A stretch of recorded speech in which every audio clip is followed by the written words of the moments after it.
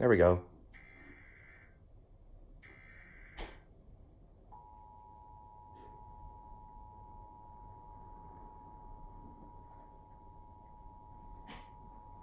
Tsunami threat to Hawaii.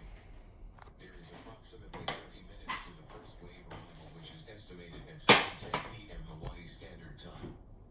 The attention alert steady signal tone may be heard playing on all statewide outdoor warning sirens for public safety. Evacuate all coastal low-lying areas in an orderly fashion now. Comply with all government law enforcement, first responders, and emergency management officials. Monitor local media. Repeat, there is a tsunami threat to Hawaii. The first wave to reach the islands is estimated at 7:10 p.m. Hawaii Standard Time. The attention alert steady signal tone may be heard playing on all statewide outdoor warning sirens for public safety. Evacuate all coastal low-lying areas in an orderly fashion now.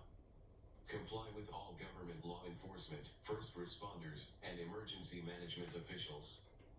Monitor local media. Sent by the Hawaii Emergency Management Agency.